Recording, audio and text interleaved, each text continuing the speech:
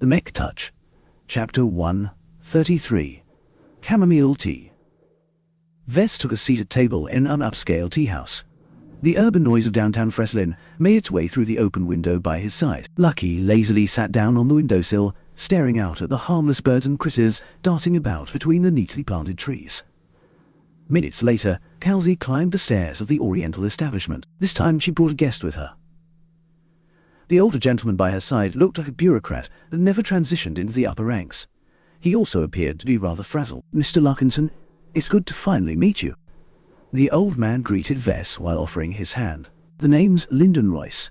I'm the Deputy Director of Stakeholder Relations of the Initiative for Pioneering." Mr. Royce basically schmoozed with every businessman or official who expressed interest in the pioneers. Though Vess preferred to speak with his boss, beggars couldn't be choosers. "You can call me Vess. That's fine. Just call me Lyndon. Before we get to business, let's order some tea, shall we?" Vess ordered a pot of fragrant chamomile tea. It was his mother's favorite tea. The smell of it brought happy memories of a simpler time to his mind. A fleeting smile appeared on his face before a bump from Lucky brought him back to the present.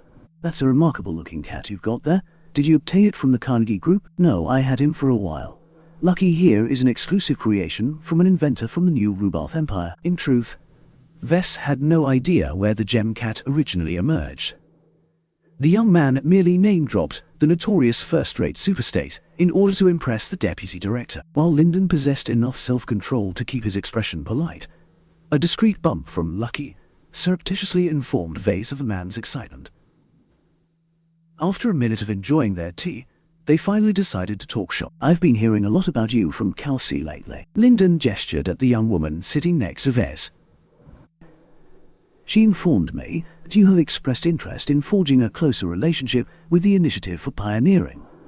While we welcome each and every citizen from Cloudy Curtain, I'd like to hear your own motivations for seeking us out." Vess already prepared an answer. "My Mech business is about to enter a rapid growth trajectory.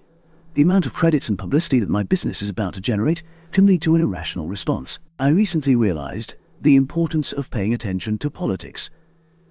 Compared to the hostile attitudes of the White Doves and the Greens, the Pioneers are the only people in town that doesn't treat businessmen like scum." "I understand where you are coming from, Vess.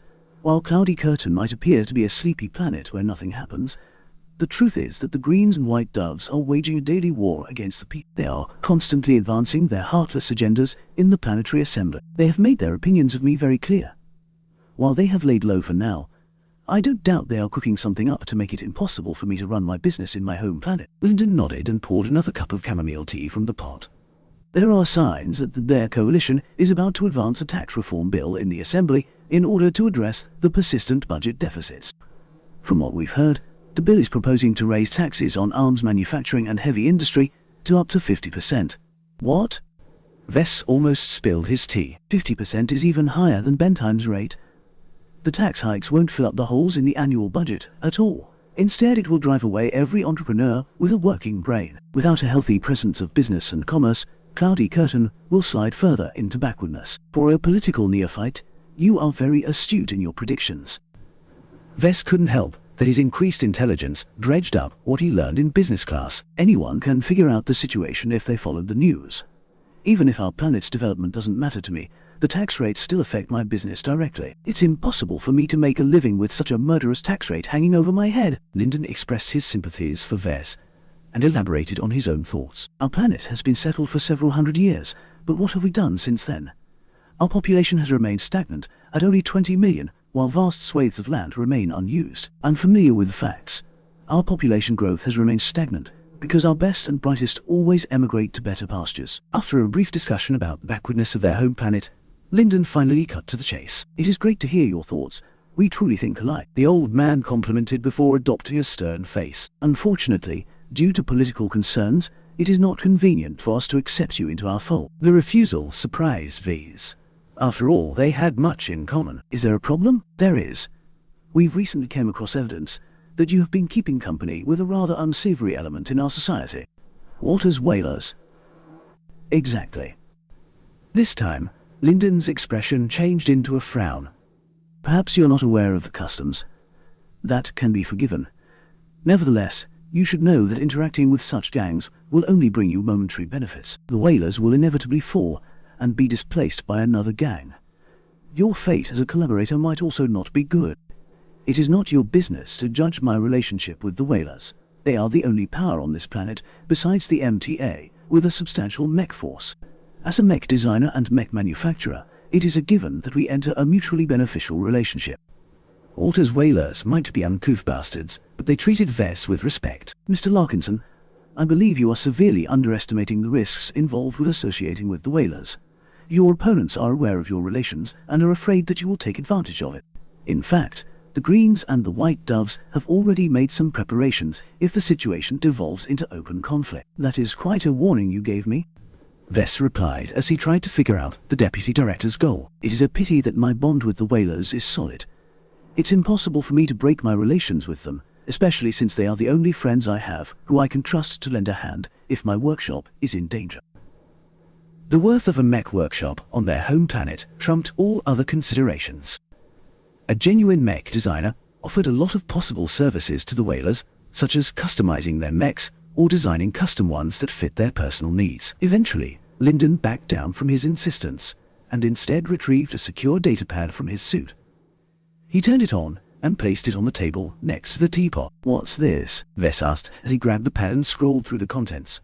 From what he saw, the pad contained a lot of documents and survey data of a couple of remote farms situated near the equator of the planet. Lyndon clasped his hands and smirked. "Did you know that the Greens and the White Doves are the inheritors of the original pacifists who colonized our planet? They used to own the majority shares of the colony back when it was still a private business venture.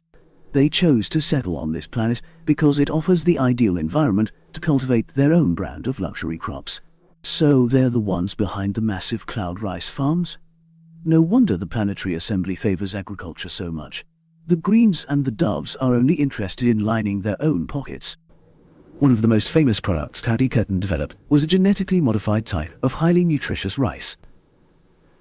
The seeds originated from the New Rubath Empire, and ever since the founders of the Bright Republic settled in the Komodo Star sector, they tried and failed to cultivate this notoriously sensitive crop. Only after another round of modification could the crops be tentatively grown in Cloudy Curtain's temperate and stable climate. The two consortiums that grew and sold the puffy, delicious and nutritious rice branded it as cloud rice. It was the planet's #1 export, eclipsing many other specialty crops. When Vess stumbled upon a giant hole in the survey data, he stopped. "Is there something special in the Combs region? The Raleigh Consortium and the Leuven Consortium are the sole farming concerns with the rights to cultivate cloud rice. The Raleighs favor the Greens, while the Leuvens are funding the White Doves. They used to be one big family before they suddenly split a mere decade after settling the planet." "You're not answering my question," Vess complained. "What does this have to do with the survey data and the Combs region?"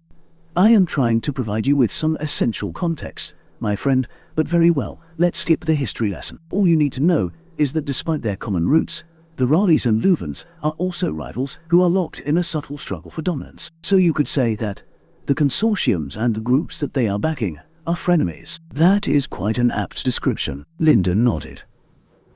"Thus, you can imagine our surprise when we found out that the company that operates in the restricted Combs region is actually a joint venture between the two consortiums." That raised an eyebrow from Vess. For the two political and economic rivals to cooperate on a farming venture of all things indicated that the region hid something important. Vess looked at the earliest historical survey maps and noted that the Combs region centered around a dormant volcano. The area around this volcano must be an exceptionally fertile plot of land. "So what are you getting at? Don't you see?